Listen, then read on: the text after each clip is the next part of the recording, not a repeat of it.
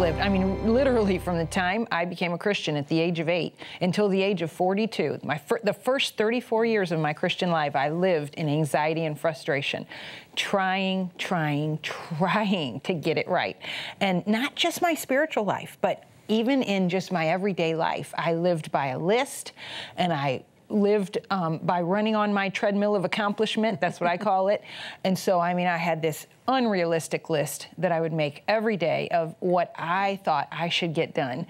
And so I went like this for years, like I said, 34 years. And then at the end of 2011, I mean, I had serious health problems from this and all kinds of stuff. But then at the end of 2011, right after Christmas, one day, I remember, I said, I can't do this anymore, God.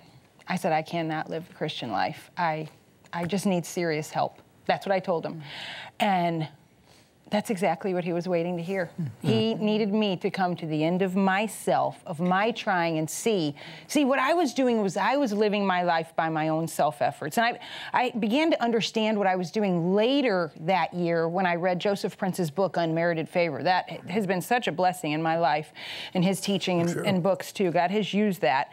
And it really has helped me see, oh my goodness, I was putting all my faith in my own self-efforts and not my faith in God. I wasn't trusting him, I was trusting me, myself, and I. And so after that happened, at the end of 2011, the next week I was in my devotional time, and God, I was just praying, and you know, it was January 2nd, so it was New Year.